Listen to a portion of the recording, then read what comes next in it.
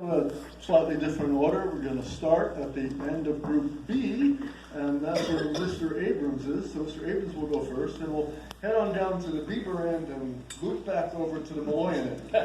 So here's the question. Then this question should let you get a little bit more into your own backgrounds. All of the following and more can be environmental problems.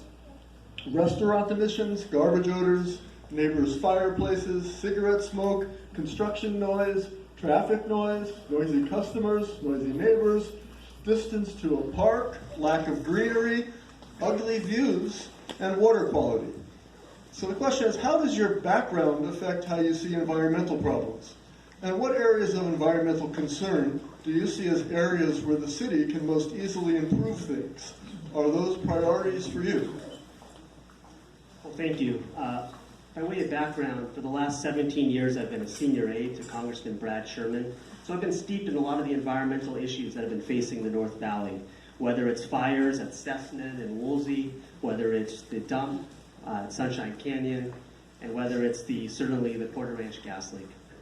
But there's issues throughout the city, and what you're raising are really issues of environmental justice, whether people throughout the city of LA have access to public space, to green space, to air that they can breathe and not get sick. I've been on the ground working with the community to reduce pollution at Sunshine Canyon, to deal immediately with the Porter Ranch gas leak when I called for EPA inspectors and air filters for homes, and I'll continue that leadership on the council. Thank you. All right, thank you. Now, Mr. Allen. Thank you. Carlos Amador again. I'm an immigrant. I came here at a young age, and I remember when we first came to this country, we lived maybe half a mile away from the train tracks.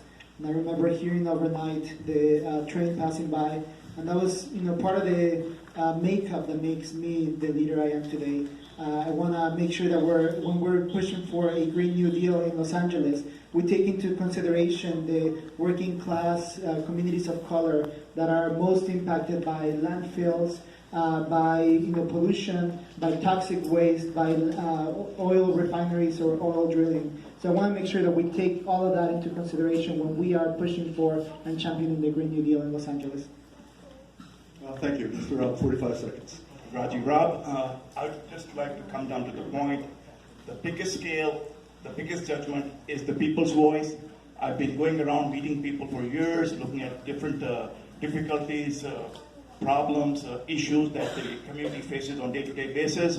And when you sit down and listen to the things that you've listed down, it will only come down to a collective voice of people, because my experience is the experience in meeting with people, and everybody has the same question of environmental cleanliness, environmental positioning as far as the collective society is concerned. Because environment today, whether it's pollution, whether it's odor, whether it's garbage, it all comes down to a collective decision. All right. Well, thank you, Mr. Ferry. For 16 years, I served on the City of Santa Clarita City Council as a councilman and also as mayor. And so we dealt significantly with environmental issues. Our very first ordinance was an oak tree preservation, protecting our oak trees. We have a very strong concern for our ridgeline protections. We started zero, and now we're up to over 9,000 acres of open space and public ownership. We aggressively protect the Santa Clara River for water recharge, and we go out there when there's a new development. We make sure that the quality of life for existing residents is maintained at a high level and not brought down by new development.